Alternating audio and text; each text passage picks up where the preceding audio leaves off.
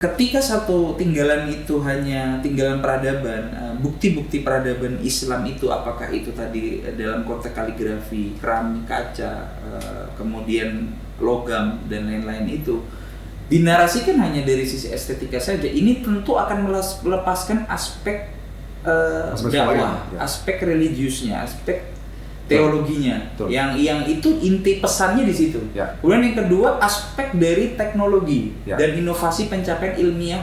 Bagaimana proses produksi keramik itu terjadi interaksi peradaban Cina dengan Islam misalnya, bagaimana pembuatan kaca yang canggih di awal-awal abad 8 dan 9 itu terjadi, bagaimana alat-alat navigasi pelayaran itu merupakan bentuk dari pencapaian ilmiah. Masalah utama, titik utama dari ketidakadilan struktural dalam narasi Islam di museum-museum Eropa itu adalah pembentukan disiplin ilmu dan juga pembentukan museum berdasarkan disiplin ilmu itu yang kemudian melahirkan hierarki budaya, hierarki nilai, pembedaan antara Eropa dengan non-Eropa, pembedaan antara koleksi atau kebudayaan yang beradab dengan tidak beradab gitu, yang memiliki nilai estetika atau nilai seni yang tinggi dengan yang rendah gitu.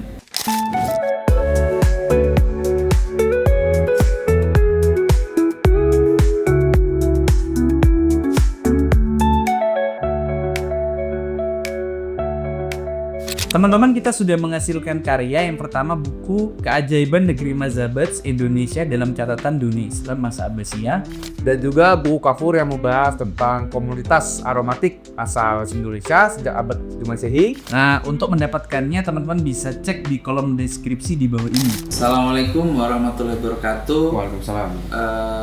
Sahabat-sahabat Arkeostory dimanapun teman-teman berada, alhamdulillah pada kali ini kita akan lanjutkan kembali perbincangan ngobrol-ngobrol santai di Arkeostory kita ya. Bersama Mas Faizur Rahman juga dan saya Tommy Muariza. Kita akan melanjutkan topik isu tentang dekolonisasi dan museum studies. Nah, kali ini kita akan mengulas atau kita akan membincangkan terkait dengan bagaimana mendekolonisasi khususnya narasi-narasi Islam di museum-museum Eropa. Perbincangan kita ini merujuk pada satu artikel ya dari Dr. Mirjam Syatanawi yang berjudul Museum Narratives of Islam Between Art, Archaeology, and Technology. Nah, itu artikel ada atau lengkapnya sebenarnya. Lengkapnya yang apa? Pendekatan ketidakadilan struktural itu kan. Oh iya. Lengkapnya. Jadi lengkapnya memang sebenarnya ini adalah satu structural injustice approach ya, sebuah pendekatan ketidakadilan struktural dalam narasi, dalam representasi Islam di museum-museum Eropa. Jadi bagaimana museum-museum, terutama museum-museum milik para produk kolonial yang terlibat dalam kolonialisme ini itu mencerminkan ketidakadilan struktural, mencerminkan kolonialisasi pengetahuan, mencerminkan politik pengetahuan kolonial yang sangat signifikan dalam membentuk kerangka, dalam membentuk informasi, dalam membentuk pengetahuan dan cara berpikir dari para pengunjung, para publik dan masyarakat. Nah, sebenarnya kita mulai bahas sebenarnya latar belakang dari Dr. Mirjam Syatanawi dan mengapa kemudian dia menuliskan atau mengangkat isu tentang ketidakadilan struktural dalam kajian museum ini. Ya, ini Mirjam Syatanawi juga sebenarnya tidak terlepas dari pengalaman dan aktivitas beliau ya sebagai kurator dan juga sebagai dosen atau pengajar ya di Eropa, dan dia menjadi kurator juga di museum-museum di Eropa termasuk di Belanda, salah satunya di Tropenmuseum. Dan dari pengalaman dia sebagai kurator banyak yang dia tangkap, banyak yang dia lihat di mana narasi Islam itu tidak memiliki keterwakilan yang memadai di museum-museum Eropa. Bahkan bukan hanya Islam yang dalam hal ini pusat dunia Islam itu adalah Timur Tengah ya misalnya. Tapi bagaimana periode-periode Islam atau peradaban dan pengaruh peradaban Islam di berbagai wilayah termasuk Asia, Afrika itu tidak memiliki keterwakilan atau narasi yang memadai di museum-museum Eropa. Baik dalam konteks dia adalah metodologi atau melalui proses kuratorial maupun dalam konteks ketersediaan ruang pamer atau tata pamer. Dalam hal ini ya dalam konteks baik dalam konteks teknis maupun dalam konteks metodologi itu narasi Islam di museum-museum Eropa itu tidak cukup memadai gitu. Nah, di sana kemudian Mirjam Satanawi juga aktif menulis ya dan juga meneliti bagaimana narasi Islam ini di museum-museum Eropa. Apa sih sebenarnya yang terjadi di baliknya? Terakhir di tahun 2024 kemarin juga Mirjam Satanawi menerbitkan satu buku ya tentang warisan kolonial di dalam koleksi museum gitu ya, yang secara spesifik dia mengambil studi kasus tentang Islam Indonesia di Tropenmuseum. Nah, kali ini artikel yang kita bahas adalah artikel Mirjam di dalam book chapter ya, atau di dalam buku Bunga Rampai yang juga dia salah satu editornya yang berjudul buku Bunga Rampai ini berjudul Islam and Heritage in Europe, Past, Present and Future Possibilities. Nah, inilah di artikel ini juga artikel Mirjam sendiri yang dia ada di bagian-bagian akhir dari buku Bunga Rampai ini. Nah, ini adalah salah satu latar belakang bagaimana Mirjam Satanawi melakukan banyak kritik terhadap praktek dan disiplin museum di Eropa, terutama terhadap narasi Islam, Nah, kemudian di dalam artikel atau yang ditulis oleh Mirjam Satanawi ini juga memperlihatkan bahwa bagaimana proses dari pemikiran atau alienasi pengasingan narasi Islam di museum-museum Eropa. Itu dijelaskan bagaimana prosesnya, di mana ini berkaitan dengan perubahan museum ya, perubahan paradigma museum dari yang awalnya museum itu merupakan tempat penyimpanan koleksi-koleksi atau barang-barang antik milik bangsawan dan keluarga kerajaan di Eropa gitu ya. Salah satunya juga di Belanda. Kemudian bertransformasi menjadi satu lembaga publik yang memiliki tanggung jawab publik, yang memiliki tanggung jawab membentuk pengetahuan dan kebudayaan publik atau pengunjung ya, atau masyarakat,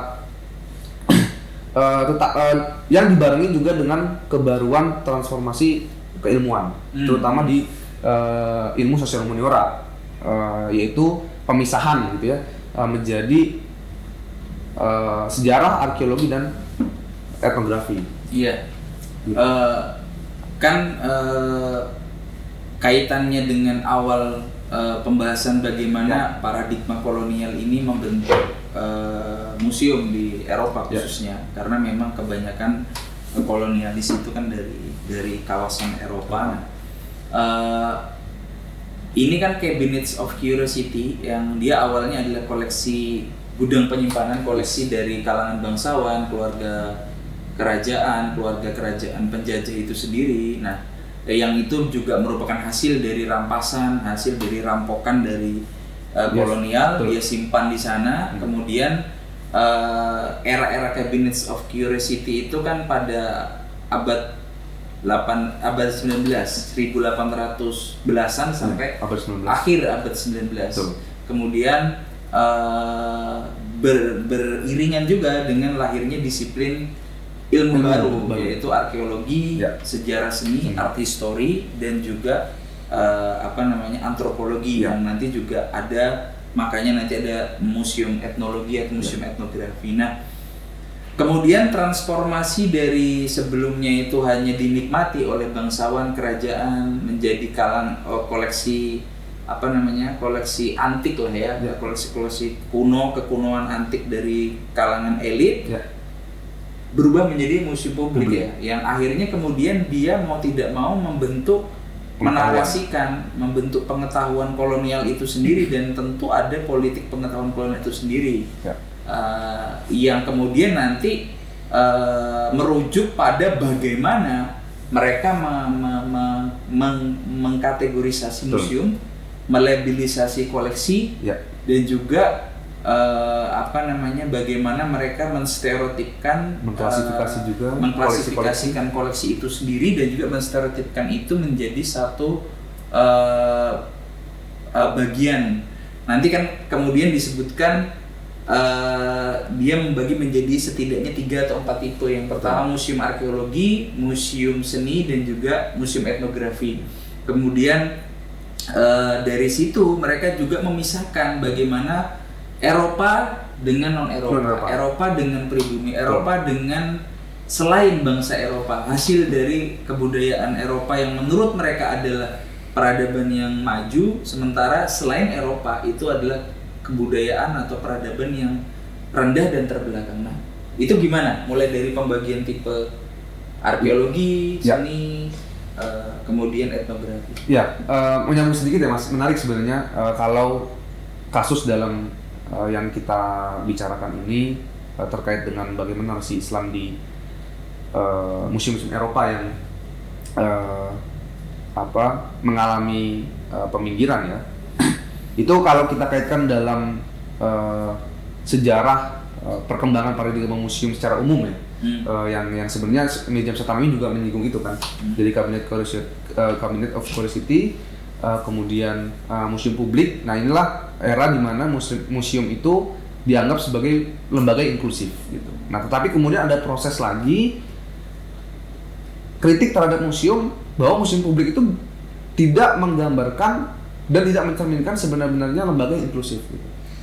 Karena ketika museum di era ini museum publik disebut sebagai publik ya, milik publik, punya berkaitan dengan publik atau pengunjung, tetapi kemudian dalam proses kuratorial, proses mengolah koleksi dan juga narasi itu tidak terbuka.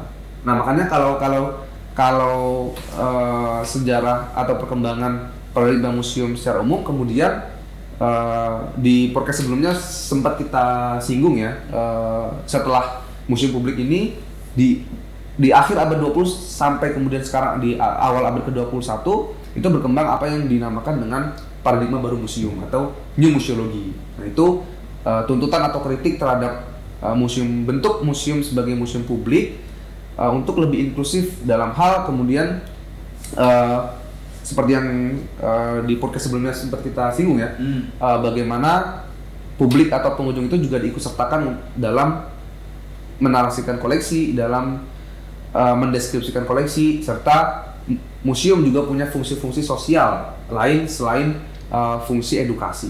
Nah, itu menambah sedikit ya Mas, bagaimana apa yang kita bahas ini juga berkaitan dengan sejarah dan perkembangan paradigma museum secara umum gitu. Nah, berkaitan tadi, ibaratnya kalau gampangnya kan sebenarnya di era Cabinet of Curiosity itu adalah museum tradisional gitu. Nah, kemudian museum publik itu bisa disebut sebagai museum ilmiah, bentuk ilmiah dari museum. Karena kan itu di masa itu juga dibarengi dengan pembentukan disiplin-disiplin ilmu baru seperti yang tadi sudah disebut Mas Tori, dan yang lebih berkembang ya, disiplin-disiplin ilmunya tadi sejarah, arkeologi, dan antropologi, sehingga museum pun dibentuk berdasarkan transformasi disiplin ilmu itu sendiri. Nah, yang menarik adalah Arts, Arkeologi, and Ethnology ya, itu kan juga dicantumkan oleh Mirjam Satanawi di judulnya. Artinya sebenarnya memang di Mirjam Satanawi ini juga ingin menitik beratkan bahwa dia tuh ingin berbicara soal ini gitu. Masalah utama, titik utama dari ketidakadilan struktural dalam narasi Islam di museum-museum Eropa itu adalah pembentukan disiplin ilmu dan juga pembentukan museum berdasarkan disiplin ilmu itu yang kemudian melahirkan hierarki budaya, hierarki nilai, pembedaan antara Eropa dengan non-Eropa, pembedaan antara koleksi atau kebudayaan yang beradab dengan tidak beradab gitu, yang memiliki nilai estetika atau nilai seni yang tinggi dengan yang rendah gitu. Jadi menjadi menariknya adalah ketika museum publik ini muncul sebagai, kita katakan adalah bentuk ilmiah dari museum, tapi di satu sisi disitulah kemudian titik dari ketidakadilan struktural gitu. Ya. Bahkan justru keilmiahan itulah yang kemudian membentuk pada akhirnya membentuk ketidakadilan struktural kan gitu. Yang menariknya kan gitu kan sebenarnya. Penindasan pikiran, penindasan pengetahuan itu sendiri lahir dari bentuk ilmiah, bentuk kategori museum publik yang diklaim sebagai melalui proses ilmiah. Gitu. Nah, ini kan kemudian menjadi masalah besar ya, bagaimana di saat berkembangnya disiplin ilmu sejarah seni atau seni sendiri dan juga arkeologi dan antropologi itu sendiri, museum kemudian dikategorikan menjadi apa yang disebut museum arkeologi, ya kan? Yang dia tinggalan-tinggalan yang berasal dari kawasan Mesopotamia, kawasan Mesir kuno, atau kawasan Afrika Utara dan lain sebagainya. Kemudian museum seni dimulai dari masa-masa awal Islam, terutama di medieval ya, di era abad pertengahan sampai dengan abad ke-18, dari abad 7, 8 sampai 18. Kemudian juga museum etnografi yang dikategorikan sebagai abad 19-20 yang merupakan bagian dari produk-produk artefak-artefak pribumi atau negara jajahan non-barat gitu. Ya. Nah, coba diulas bagaimana tipe dan latar belakang museum berkategori arkeologi, museum berkategori seni, dan juga museum berkategori etnografi yang juga tersebar luas di daerah di Eropa ya, yang merupakan pusat epicentrum dari kolonial itu sendiri. Ya, di sini juga titik di mana menurut Mirjam Satanawi kekaburan ya atau ketidakutuhan sejarah Islam ketika museum ini dibagi berdasarkan museum arkeologi, museum seni, dan juga museum etnografi. Seperti yang tadi sudah disinggung oleh Mas Tori, museum arkeologi itu mewakili koleksi-koleksi yang berasal dari apa yang kita kenal mungkin peradaban kuno ya, misalnya. Peradaban awal seperti Mesir kuno, Mesopotamia, kemudian juga masa-masa pra-Islam itu juga termasuk dalam koleksi-koleksi di museum arkeologi gitu. Jadi museum arkeologi ini dikelompokkan sebagai museum untuk membahas atau mengkaji koleksi-koleksi warisan budaya dari masyarakat pramodern gitu. Dari masyarakat yang belum dikatakan sebagai beradab sebagaimana dalam pandangan masyarakat Eropa atau Barat gitu. Itu museum arkeologi itu membahas atau mengkaji koleksi-koleksi dari masa itu gitu. Kemudian museum seni itu mewakili satu peradaban tinggi. Museum seni mewakili museum yang mengoleksi serta menarasikan koleksi-koleksi yang berasal dari atau yang dihasilkan dari peradaban tinggi gitu. Peradaban yang sudah memiliki nilai estetika, baik dari bentuk, baik dari warna, dari material, atau teknologi ya, dan juga motif dan dekorasi. Nah itu disimpan dan juga dikoleksi serta dinarasikan di museum seni gitu. Jadi sebenarnya dari ketiga ini mencerminkan bagaimana Eropa itu memandang bahwa di museum seni inilah ditempatkan sebagai puncak peradaban manusia atau koleksi-koleksi dari warisan budaya yang tinggi gitu. Nah kemudian di museum etnografi yang mewakili koleksi-koleksi dari warisan budaya dari negara-negara jajahan, dari negara-negara barat terutama. Nah disinilah ya sudah terlihat ya sebenarnya dari pembagian museum ini sudah sangat tampak dan terlihat bagaimana Eropa itu menarasikan kebudayaan manusia gitu. Bagaimana dia mengklasifikasikan antara kebudayaan tinggi dengan kebudayaan rendah, bagaimana membuat norma dan juga nilai baru tentang mana yang merupakan peradaban atau kebudayaan atau masyarakat yang beradab dengan yang tidak beradab gitu. Nah di sanalah di ketiga kategori museum itu politik pengetahuan itu berlangsung gitu, termasuk terhadap koleksi-koleksi dari Islam gitu Mas. Nah ini kan yang menjadi masalah mendasar atau fundamental ketika dikategorikan menjadi museum arkeologi, museum seni dan museum etnografi. Ini kan banyak kemudian masalah ketidakadilan struktural atau masalah penindasan pengetahuan ini kan muncul gitu. Misalnya kalau kita ambil contoh ya secara mudah, ketika artefak atau tinggalan peradaban Islam dalam konteks kaligrafi maupun keramik maupun kaca Islam ataupun keramik Islam atau kemudian nanti inskripsi di dalam satu batu atau di dalam satu karya tertentu, itu hanya dipandang dari sisi seni. Ini kan kemudian bermasalah karena hanya dipandang indah, estetik. Orang-orang kulit putih, terutama bangsa Eropa itu kan seringkali memuji ini unik, ini estetik begitu, ini indah begitu. Tetapi mereka hanya berhenti dari situ, hanya dari sisi artistik dan estetika saja. Padahal dalam konteks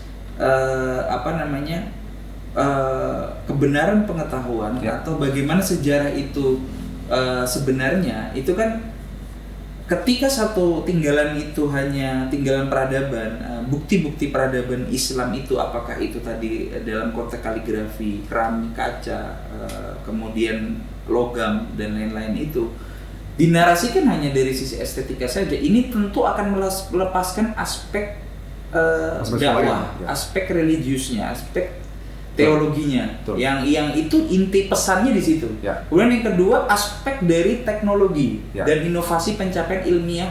Bagaimana proses produksi keramik itu terjadi interaksi peradaban Cina dengan Islam misalnya, bagaimana pembuatan kaca yang canggih di awal-awal abad 8 dan 9 itu terjadi, bagaimana alat-alat navigasi pelayaran itu merupakan bentuk dari pencapaian ilmiah, bentuk dari satu kemajuan ilmu pengetahuan dan teknologi. Bagaimana ketika kaligrafi itu bisa dituliskan dalam satu keindahan keramik maupun satu keindahan kaca, maupun nanti ada aspek kolam alat tulis pena kolam dan dalam mihrab, itu menunjukkan satu kemajuan ilmu pengetahuan, kemajuan teknologi dan juga satu tingkat kebudayaan peradaban yang sangat tinggi. Itu dilepas gitu. Dia cuma lihat aspek artistik dan seninya. Ini kan menjadi masalah. Kemudian menyambung yang tadi kamu ulas juga terkait etnografi, ini yang kemudian paling parah begitu. Sebenarnya, ya kan? Padahal dia lahir dari apa yang disebut dengan proses ilmiah kan sebenarnya. Iya. Ini yang kemudian bahasa saya penindasan pengetahuan yang begitu luar biasa begitu. Nah, misalnya mereka kan meminggirkan meminggirkan Islam dikategorikan tuh hanya satu bagian kecil yang bisa ditaruh di pinggiran gitu. Padahal sering kita bahas ya di Archaeostory, kita gampangannya saya menyebut ada yang disebut Islamic Heartlands. Ya. Jantung-jantung kota, pusat-pusat peradaban Peradaban Islam. Islam. Ada yang disebut juga Beyond Islamic Land, di luar dari jantung, Ya. tetapi dia juga masih memiliki pengaruh Islam yang kuat. Iya, betul. Ada Darul Islam, ada Darul yang bukan Islam. Termasuk dari peradaban Islam. Iya, nanti dalam konteks negara ada Darussalam juga, dia yang lain-lain lah, kita nggak bahas gitu. Tetapi gampangannya ada yang artefak atau tinggalan bukti peradaban itu yang lahir dari heartland, jantung pusat. Ada yang juga dia lahir di bagian luar dari pusat, Ya. pusat peradaban itu. Nah, misalnya kita ambil contoh, ada Afrika, di kita sebut kawasan Samudra Hindia itu ada Afrika, ada Semenanjung India, ada Melayu, Kepulauan Melayu, Ya. Nusantara, Asia Tenggara, dan juga ada yang di Tiongkok. Nah, ketika kolonial Eropa, di museum Eropa merepresentasikan nanti di museum-museum etnografinya, Ya. produk-produk bukti peradaban Islam lahir di daerah jajahan mereka dulu di Nusantara atau Asia Tenggara misalnya, atau di India atau di yang lain di Afrika, itu dimasukkan terlepas dari Islam. Dia adalah produk etnografi masyarakat lokal begitu. Bahkan bisa jadi di museum etnografi itu keterwakilan Islamnya tidak masuk. Iya benar. Ya. Ini lebih parah lagi ya. Nah, jadi seolah-olah itu Islam cuma di kawasan Timur Tengah, cuma di kawasan Hijaz gitu. Seperti yang ya di podcast sebelumnya kan, di mana salah satu contohnya di Tropen Museum itu Islam itu tidak menjadi bagian yang integral dari sejarah Indonesia atau sejarah Nusantara kan gitu. Iya. Bahkan di museum etnografi yang mewakili wilayah-wilayah non Barat, Islam itu tidak masuk menjadi bagian penting dari perjalanan sejarah wilayah non Barat itu kan gitu kan. Nah ini kan yang padahal interaksi peradaban Islam dengan Nusantara, Asia Tenggara, dengan Cina, dengan India, itu kan dengan Afrika, nanti melahirkan satu invensi atau adopsi dan adapsi kebudayaan baru begitu, yang dia unik, yang dia sifatnya adanya hanya di situ, yang itu kemudian memberikan nilai baru, memberikan satu produksi baru dari satu kebudayaan dan peradaban itu sendiri. Tapi hanya dinilai sebagai dalam konteks etnografi, produk pribumi, yang nanti akhirnya kesimpulannya peradaban Islam itu hanya lapisan tipis. Bahkan merusak, bahkan berbahaya bagi produk masyarakat pribumi lokal. Nah ini kan sebenarnya tujuan dari orientalisme dan tujuan dari kolonialisme pengetahuan itu sendiri. Bagaimana dipisahkan dari, dan Islam sendiri nanti dipisahkan dari bagian dari sejarah peradaban dunia itu sendiri. Ya, dia cuma berkembang di tempat-tempat itu saja. Tidak menjadi bagian dari sejarah keseluruhan dan juga tidak punya pengaruh, dianggap tidak punya pengaruh, diklaim kecil, dan sementara Eropa itulah bagi mereka mencoba untuk memaksakan Eropa itu berkontribusi terhadap modernisasi, terhadap kemajuan dari masyarakat yang dijajah. Padahal faktanya kan tidak seperti itu, faktanya sebaliknya gitu kan. Mereka bahkan menindas, dan mereka tidak menganggap, kasarannya tidak menganggap masyarakat jajahan itu sebagai manusia seutuhnya, ya kan? Ini kan kemudian yang juga menjadi satu masalah ya, terkait dengan kategorisasi museum arkeologi, museum seni, dan juga museum etnografi. Nah kita sampai sekarang ya Zur, masih sering melihat itu konsep penamaan itu Zur. Saya ambil contoh, kalau teman-teman itu ke Malaysia, itu nama dari Museum Islamic Art Museum Malaysia. Jadi kan masih menggunakan paradigma museum seni, seni Islam. Kemudian kenapa nggak museum peradaban Islam? Kenapa harus museum seni Islam? Itu satu di Malaysia ada. masih memakai paradigma lama. Betul. Yang kedua, tadi museum etnografi Melayu. Ya. Kalau tidak keliru, saya pernah juga itu ada di situ juga di Malaysia juga. Itu museum etnografi Melayu. Nah ini kan sama masih ada. Betul. Kerangka disiplin namanya Zur bahkan ya, museum etnografi, kalau tidak salah museum etnografi Melayu apa. Saya lupa detailnya tapi saya pernah ke situ dan satunya museum seni juga. Makanya kita sering di daerah Afrika Utara di Kairawan juga masih ada museum seni Islam. Di Kairo juga namanya museum seni Islam. Betul. Nah, ini kan sebenarnya berarti satu, kalau kita memakai kerangka analisis dari Syatanawi dan juga analisis dekolonisasi, ini sangat bermasalah ketika menggunakan penamaan Islamic Art of Museum Kairo, Islamic Art of Museum Kairowan, dan tadi etnografi museum itu kan bermasalah. Betul. Iya. Tetapi kemudian bagaimana dalam konteks di Indonesia, Mas? Sebenarnya di Indonesia ada nggak sih ya beberapa museum yang secara apa ya? Secara nama.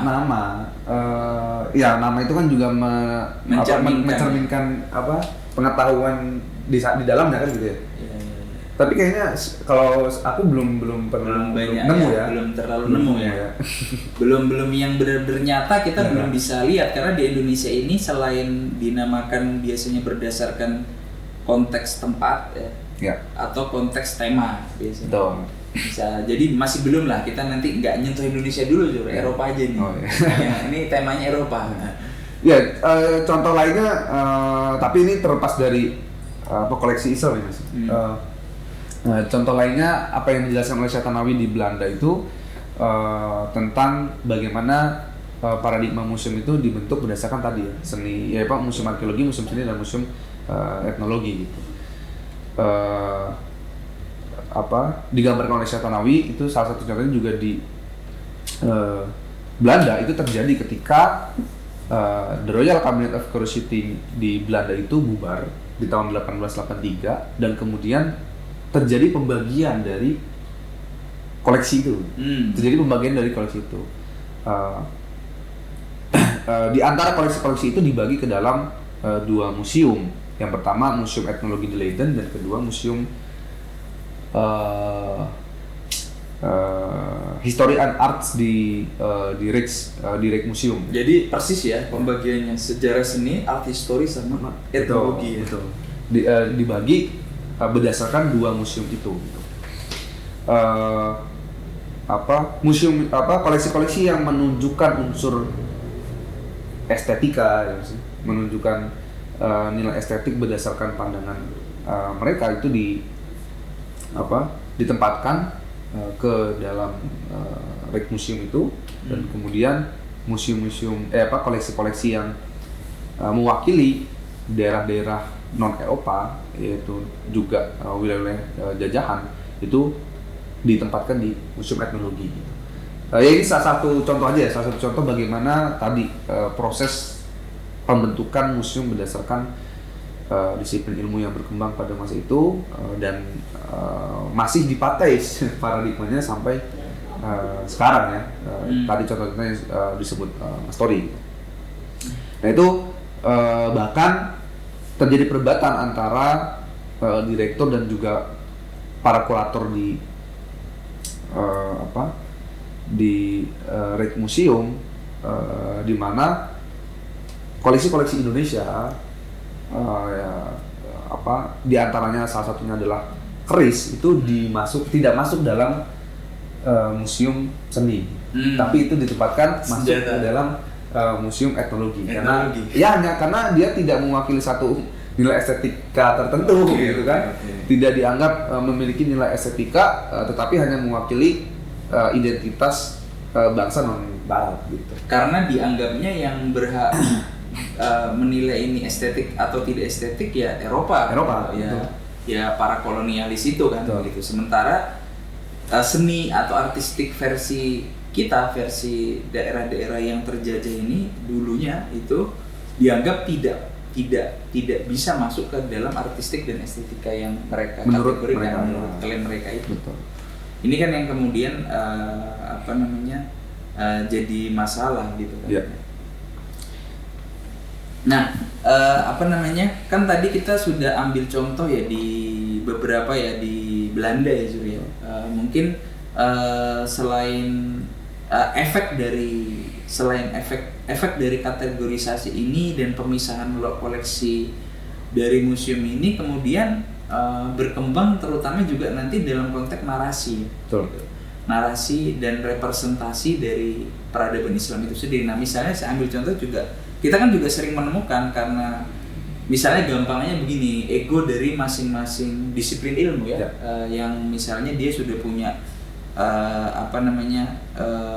kecenderungan rangka dan juga kecenderungan approach maupun pendekatan dalam satu mendekatkan dalam satu analisis ilmiah misalnya. Seringkali itu kalau misalnya kita lagi mau konferensi ilmiah itu kan biasanya kadang-kadang di waktu-waktu senggang terutama malam itu kan mereka ngajak ketemu nih geng, misalnya geng keramik nih, saya pernah beberapa kali itu ya, jadi geng keramik dalam ini ya, dalam konferensi geng keramik gitu.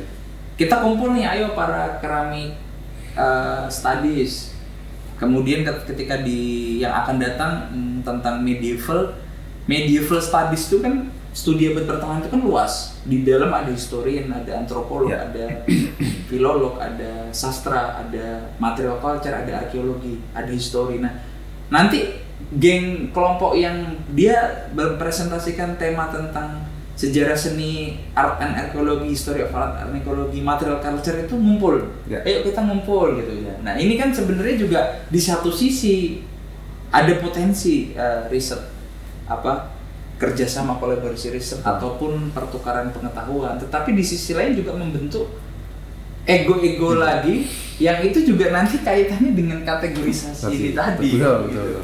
Seringkali kan kita juga sering bagaimana arkeolog itu berdebat keras dengan sejarawan, bagaimana art historian maupun material culture studies berdebat dengan sejarawan dan lain sebagainya. Nah, ini kan juga sebenarnya sebagai seorang peneliti atau seorang pemerhati, kita sebenarnya harusnya cukup terbuka dengan berbagai macam disiplin ilmu. Setiap disiplin ilmu ini kemudian kan punya fungsinya untuk membantu mendekati, membantu memberikan satu perspektif baru dalam satu data itu sendiri. Tidak elok juga ketika kita berpegang teguh dalam satu bangunan disiplin ilmu satu saja gitu di era yang sekarang. Betul.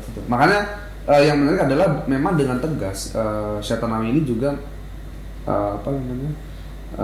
membaca apa yang terjadi di museum-museum Eropa terhadap narasi Islam itu ya dengan pendekatan ketidakadilan struktural ya misalnya. Artinya ada satu struktur yang memang disitulah pangkalnya yang kemudian yang harus dilakukan dekolonisasi gitu. Terutama disiplin dan praktik museum itu sendiri yang harus dikolonisasi. Yang menarik, Syatanawi juga dengan tegas mengatakan bahwa konsep dan paradigma museum itu yang juga harus konsep atau paradigma museum itu sendiri yang harus dibongkar gitu. Konsep dan paradigma museum itu yang harus diperbarui dan diubah ya. Di mana konsep dan paradigma museum itu tidak lagi menggambarkan pengetahuan Eropa atau Barat, tidak lagi menggambarkan superioritas Eropa atau Barat gitu ya, yang kemudian juga mengakui peradaban-peradaban lain gitu. Terutama dalam hal ini ya bagaimana kontribusi dan juga pengaruh peradaban Islam terhadap dunia gitu.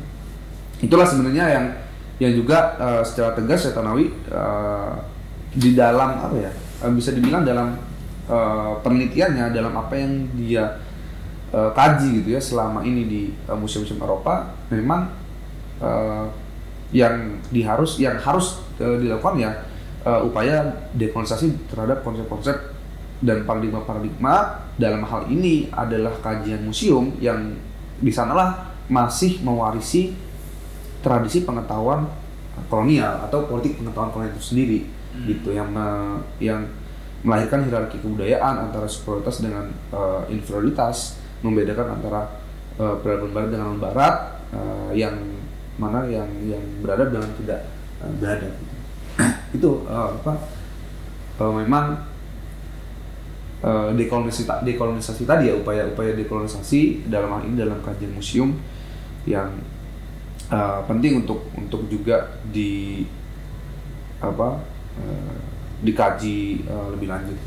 Iya. Jadi kan pada intinya secara sederhana kesimpulan dari dekolonisasi narasi dan representasi Islam di Museum Eropa ini kan memang seharusnya Islam itu tidak dipisahkan menjadi arkeologi, seni dan etnografi gitu kan. Kemudian peradaban Islam itu bagian dari sejarah dunia dan juga kontribusi ilmiah dan iptek dari peradaban Islam itu juga perlu diakui sebagai satu bagian dari proses sejarah peradaban terbentuk itu. Dan Islam tidak sekedar ada di Timur Tengah, tetapi juga berkembang secara luas di berbagai wilayah, baik itu Afrika, Eropa itu sendiri, kemudian juga di India, Persia, hingga Asia Tenggara, Kepulauan Melayu sampai dengan Cina. Bahkan pengaruhnya juga tinggalan-tinggalan artefaknya bahkan bisa juga ada di Skandinavia dan lain sebagainya.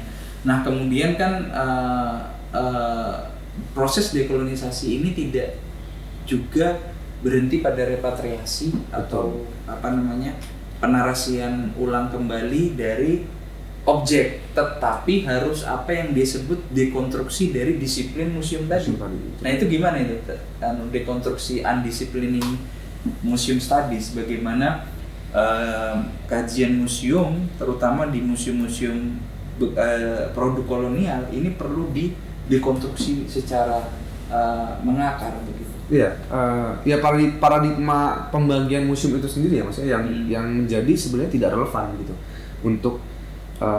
untuk dipelajari gitu. Jadi paradigma museum yang masih mewarisi paradigma museum yang membedakan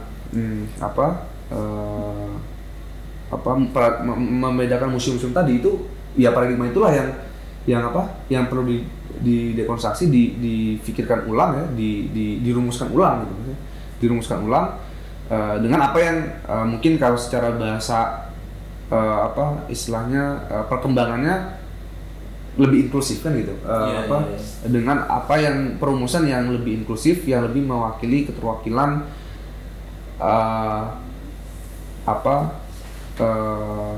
peradaban lain gitu, bukan hanya fokus pada peradaban Eropa sebagai puncak dari peradaban atau kebudayaan tertinggi gitu.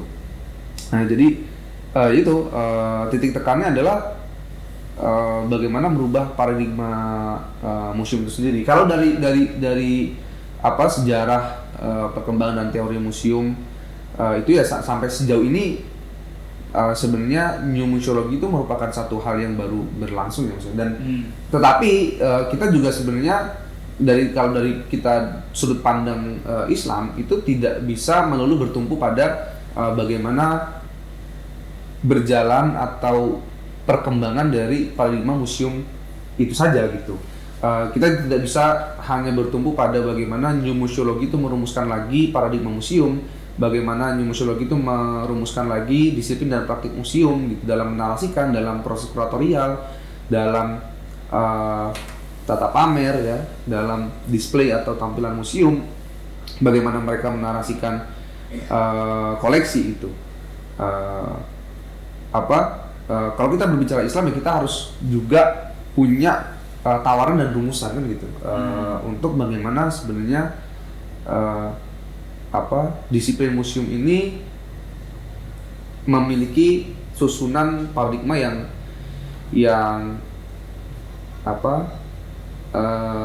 tepat gitu ya, berdasarkan dengan sudut pandang Islam gitu. Itu di sana ya. Jadi sebenarnya kalau secara teori sudah ada yang berkembang ya maksudnya bagaimana new museologi itu gitu. Cuman sejauh mana sebenarnya new museologi itu kemudian bisa membongkar itu, bisa menyusun kembali sampai sekarang kan nyatanya sebenarnya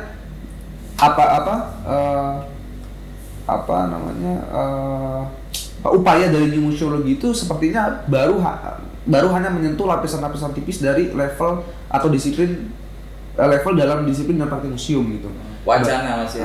Baru wacana dan baru mungkin dari ya proses-proses lapisan tipis lah dari proses keseluruhan pengelolaan museum gitu. Belum menyasar sampai kepada intinya gitu. Intinya kan belum ada yang benar-benar signifikan. Ditambah dari dekonstruksi atau dekolonisasi ini, terutama juga dari sudut pandang Islam, sangat penting untuk dirumuskan dan dipikirkan kembali bagaimana paradigma museum itu atau kajian museum dapat menjalankan sesuai dengan tanggung jawabnya, tanggung jawab museum itu sendiri, tanggung jawab ilmiah dan tanggung jawab publik tadi. gitu. Tetapi tidak boleh dia terlibat dalam politik pengetahuan itu sendiri. Nah, pelajaran buat kita ya, narasi dan representasi Islam itu masih terkadang sangat bias kolonial dan sangat